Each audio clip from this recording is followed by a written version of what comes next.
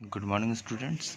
So till now we have completed the theory portion for the topic gravitation, and now we will discuss few of the numericals given in the exercise. Okay.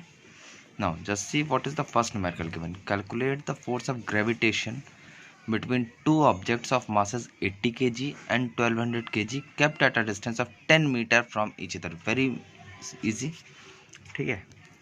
Now just see क्या क्या दिया हुआ है. दो masses दिए हुए हैं. You can draw it like this. For example, this is the mass 1. ठीक है, and this is the mass 2.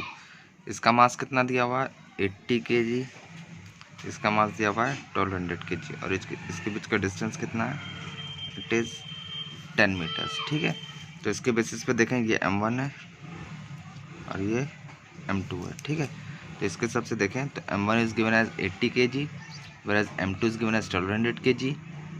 Radius of separation और distance of separation is 10 metres. We have to just calculate the force between them. ठीक है, तो gravitational force का formula आप सभी को पता है. What is the formula? F equals to G m1 m2 upon r square. अब g की वैल्यू कितनी होती है मैंने बताई थी, प्लीज़ रिमेंबर इट, और क्वेश्चन में भी दी हुई है. ऐसा है कुछ क्वेश्चन में आपको लिखा मिल जाएगा, but in few question will not find them, so you need to remember it. ठीक है, ये नहीं कि हर क्वेश्चन में लिखा ही मिलेगा. इट्स बेटर कि यू रिमेंबर इट. ठीक है, now see what is given. We'll put the value of g m1 m2 and r square. अब इसको ध्यान से देखें तो क्या हो जाएगा 6.67 10 to the minus 11 into 80 into 1200 upon 10 square. Further इसको सॉल्व करेंगे तो ऊपर तो एज इट इज़ लिखे रहने देंगे, नीचे 10 का स्क्वायर कितना हो जाएगा 100.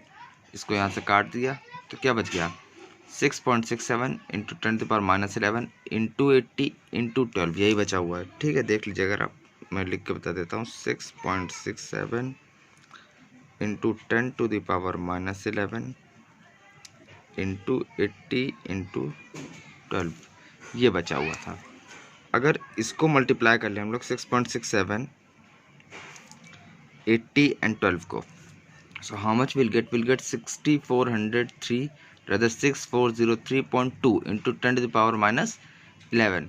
और ये पावर शिफ्ट करने का तरीका मैंने बता दिया. जब भी लेफ्ट में पावर कम शिफ्ट होगी तो प्लस होता है, और राइट की तरफ पावर शिफ्ट होगी तो माइनस होता है. क्लियर? तो यहाँ पर हम लोग ने पावर की तरफ शिफ्ट करी है, ये डेसिमल की तरफ शिफ्ट किया है लेफ्ट की ओर. तो इसमें कितना 1 2 3 प्लेसेस, क्योंकि हमें एक डेसिमल प्लेस तक, जो स्टैंडर्ड फॉर्म होता है, एक डेसिमल प्लेस तक लिखना होता है.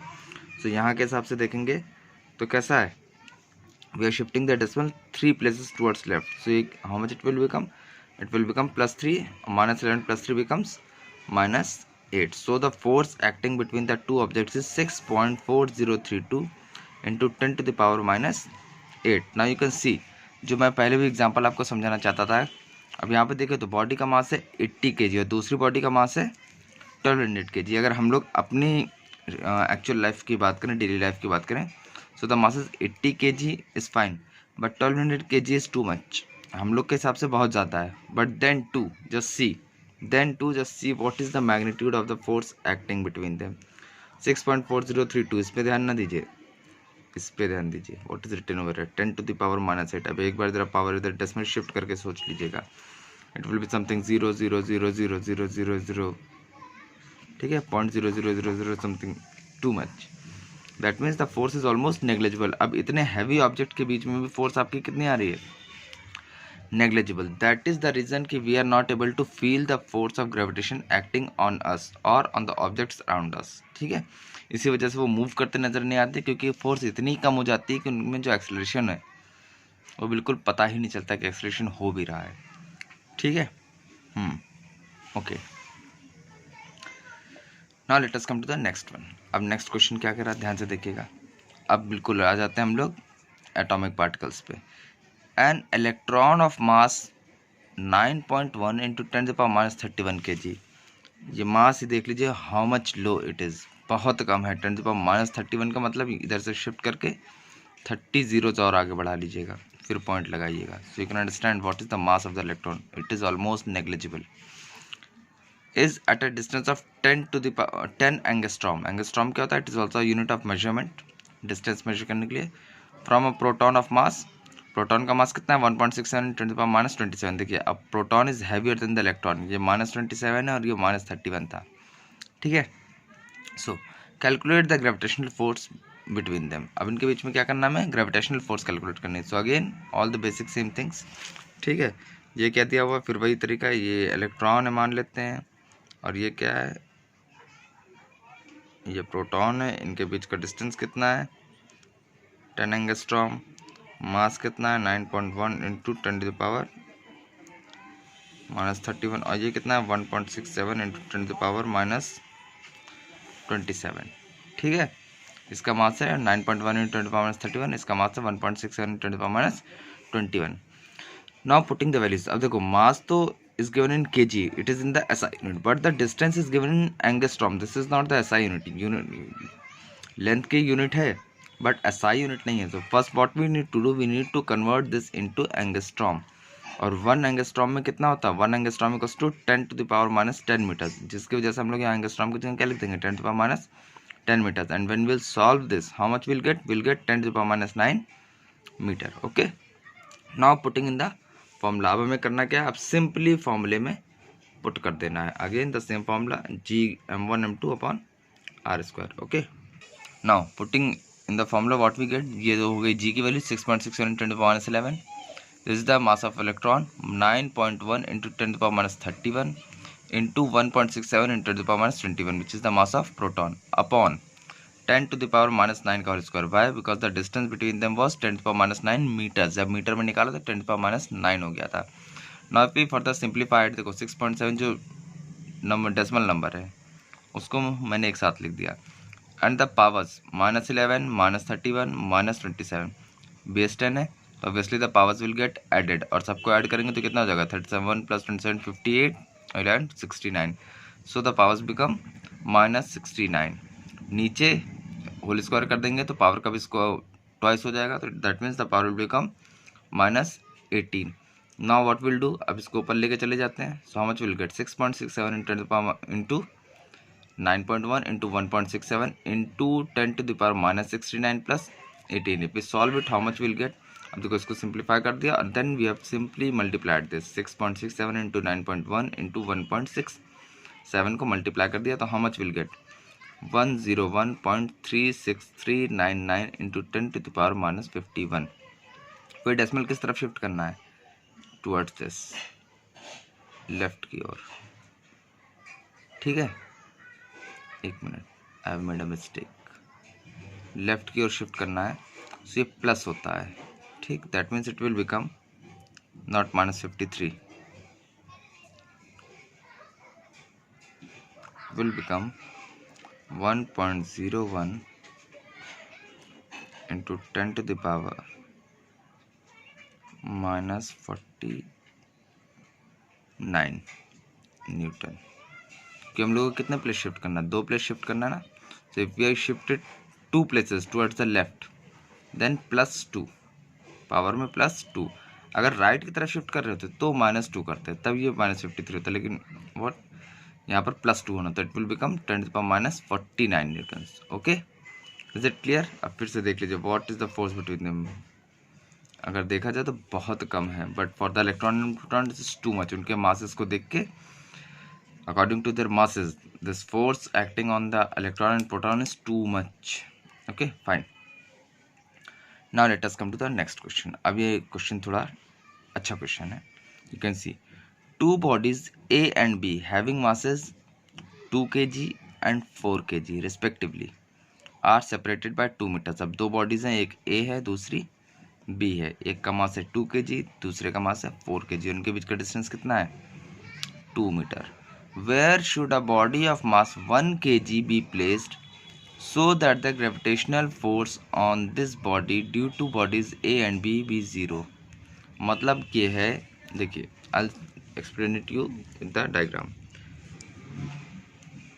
दो बॉडीज हैं A and B, हमें इनके बीच में एक बॉडी C ऐसे रखना है। ये रदर बीच में ही आएगा। उसका रीज़न ये है क्योंकि ये कहना है कि जो A की वजह से C पे फोर्स लग रहा है और B की वजह से जो C पे फोर्स लग रहा है, जो नेट फोर्स होना चाहिए C पे वो 0 होना चाहिए। तो ऐसा क्यों हो जाएगा, क्योंकि gravitational force is an attractive force. ये इसको अपनी ओर खींचेगा, ठीक है, A एंड C, और ये इसको अपनी ओर खींचेगा, यस और no. So when this is attracting this and this is attracting this, तो ऑब्वियसली अट्रैक्टिव फोर्स है ना, तो दोनों के अट्रैक्टिव फोर्स जितनी फोर्स इधर से लगनी चाहिए उतनी फोर्स इधर से होनी चाहिए, that is then only it will become zero. Equal and opposite forces on the same object, equal and opposite forces on the same object, then the force becomes zero। Action reaction में क्या होता था, equal and opposite force acted on different objects, but यहाँ पर हमें same object पे ही equal and opposite force लगवानी है, इसीलिए हम लोग इसको कहाँ रखेंगे, बिल्कुल ये टग ऑफ वॉर देखा ना आपने, जब अगर दोनों तरफ से फोर्स बराबर हो तो रोप बिल्कुल बीच में रुकी रहती है, किसी तरफ फोर्स बढ़ेगी तभी कुछ हो सकता है, तो यहाँ पर भी वैसा ही है कुछ, दोनों तरफ की फोर्सेस इक्वल होनी चाहिए, तो वही मैंने मान लिया है। जैसे मास ए का, बॉडी ए का मास कितना है 2 kg, बॉडी बी का मास कितना है 4 kg, बॉडी सी का मास कितना है 1 kg, and what is the distance between A and B, it is 2 metres. Now अब इस फोर्स को जीरो करने के लिए the body should be placed in between them. अब यहाँ से ध्यान से देखें, सो अगर हम लोग मान लें कि the distance between A and C is X, A और सी के बीच का डिस्टेंस एक्स है, तो obviously the distance between B and C will become 2 minus x। Why? Because the distance between A and B is 2। ये पूरा का पूरा यहाँ से लेके यहाँ तक का 2 है, ये सिर्फ x है, तो obviously this distance will become 2 minus x metre. अगर इसको ब्रैकेट में लिखना चाहें तो you can write it 2 minus x metre. Okay, now see, अब फोर्स को जीरो होने के लिए what should be there, F1 should be equal to F2। F1 की वैल्यू F2 के बराबर होनी चाहिए, तभी ऐसा पॉसिबल है। इक्वल एंड ऑपोजिट का मतलब यही होता है, this should be equal. Okay, the forces, the magnitude of the forces acting on them should be equal. Okay, now if we put them in the formula, अब जरा ध्यान से देखिए, F1 के लिए मैंने क्या लगा दिया, F1 क्या था, G A और C के बीच का फोर्स था, और F2 क्या था, B और C के बीच का। यहाँ पे M1 MA हो जाएगा, M2 MC हो जाएगा, और distance between them was x square, x रहता, तो इट बिकम्स एक्स स्क्वायर। इसी तरह यहाँ पर M1 B होगा, M2 क्या होगा C, फिर 2 माइनस एक्स था इनके बीच का डिस्टेंस। अगर इनको पुट करेंगे तो यहाँ से देखिए G और G cancel, C is the common mass over there, तो MC will get cancelled, what is remaining MA upon x square. अगर यहाँ कन्फ्यूजन है तो you can write it over here, MA upon x square equals to MB upon 2 minus x का whole square. अब इसके हिसाब से यहाँ से इसके अकॉर्डिंग अगर यहाँ पे वैल्यूज पुट कर दे, what was the mass of MA, it was 2, X square as it is रहेगा। फिर what was the mass of body B, it was 4 upon 2 minus x का होल स्क्वायर। इस 2 से कैंसिल कर देंगे, सो इट विल बिकम, ये इधर चला गया, 2 माइनस एक्स का whole square equals to 2x square. Further on opening it we get a square plus b square minus 2ab, so यहाँ से क्या आएगा ये। Now if we simplify it, we'll get 2x square minus x square plus 4x minus 4 equals to 0। And now we come to solve this। अब ये factorise तो होगी नहीं, ठीक है, क्योंकि इसके जो टर्म्स हैं वो कुछ ऐसे हैं। So what will do, will straight away use Shridhar Acharya formula, ठीक है, इसको फैक्टराइज करने का एक तरीका होता है Shridhar Acharya formula. According and using that what will get, अगर इसको सिंप्लीफाई करें Shridhar Acharya formula, if you don't know मैं यहाँ बता देता हूँ, x equals to minus B plus minus under root B square minus 4ac upon 2a, ये होता है आपका फॉर्मूला। एक बार प्लस में लेना होता है, एक बार माइनस में लेना होता है, ठीक है, क्लियर। और यहाँ पे देखिए व्हाट विल डू, और ए बी सी क्या है, A is the coefficient of X square, B is the coefficient of X and C is the constant term. इसके हिसाब से वैल्यूज हम लोगों ने उठा के पुट कर दिया, व्हाट विल गेट, यहाँ तक देखिए बी स्क्वायर माइनस 4ac लगाया, ये आया 16 प्लस 16, 16 प्लस 16 होता है 32, दैट मीन्स ये बन जाएगा minus 4 plus minus under root 32 upon 2। But इसका जब फैक्टराइज करेंगे, जब इसका स्क्वायर रूट निकालने की कोशिश करेंगे तो 4 बाहर आ जाएगा और 2 अंदर रह जाएगा। इसके हिसाब से अब ऊपर से 2 कॉमन ले लें, वी हैव टेकन 2 कॉमन, तो वो नीचे क्या बच गया, माइनस 2 प्लस माइनस 2 रूट 2। अब ध्यान से देखिए, इसको दो तरीके थे लेने के, एक तरीका था माइनस 2 रूट 2, एक ये मेथड था, और दूसरा था minus 2 root 2। This were the 2 possible values, ठीक है। अब अगर इसको देखें फर्स्ट वाली को, सो इसमें डिस्टेंस कुछ पॉजिटिव आएगा बट यहाँ पर डिस्टेंस नेगेटिव आएगा, इसीलिए इसको हम लोग रिजेक्ट कर देंगे। Clear? And that is the reason I have taken x equals to जो हमें वैल्यू यूज़ करनी है -2 + 2√2, यहाँ लिखा भी है मैंने, as distance is never negative. अब √2 की वैल्यू होती है 1.414, ऐसे होती है लंबी चौड़ाई, लेकिन हम लोग 1.41 तक ही ले लेते हैं, या 42 भी ले सकते थे, ठीक, 41 ले लेते हैं, कोई प्रॉब्लम नहीं है। तो यहाँ के हिसाब से how much it will become -2 + 2.82, और सिंप्लीफाई करने पे what we get 0.82 metres. So अगर हम लोग टेक्निकली देखें, so what is the distance between A and C, it is 0.282 metres, और जो बचा हुआ डिस्टेंस वो किसके बीच का डिस्टेंस हो जाएगा, between B and C. So यहाँ से क्या डिस्टेंस हो जाएगा, 1.18 metres. Clear? This will become 0.82 and this will become 1.18. Clear? Okay fine. ऐसा क्यों हुआ? ऐसा सिर्फ इसलिए हुआ क्योंकि इनके मासेस का डिस्टेंस देख लीजिए, मासेस देख लीजिए कितने कितने, उसके हिसाब से डिस्टेंस एडजस्ट हो जाता है। Okay, now the next question, find the effect in the gravitational force between two objects if. अब ये बहुत जनरल क्वेश्चन है, बहुत इंपॉर्टेंट भी है, और इस क्वेश्चन की खास बात यह है कि if you get it properly, अगर ये क्वेश्चन आपने ध्यान से समझ लिया, you need not to pick up the pen, आपको पेन उठाने की जरूरत नहीं पड़ेगी, you will be able to do it orally, but it is very important, exam में आता जरूर है इस टाइप के question. Find the effect in the gravitational force between two objects if. कोई दो ऑब्जेक्ट्स हैं, क्या है, मास कुछ नहीं, हमें सब अपने से लेना होगा। कब उनके बीच में फोर्स का इफेक्ट कब निकालना है, when the masses are doubled. ऐसे क्वेश्चंस में हम लोग क्या करते हैं, सब कुछ अपने से अज्यूम कर लेते हैं। तो देखिए मैंने अज्यूम कर लिया, let the masses be m1 and m2, दो बॉडीज़ हैं, ठीक है।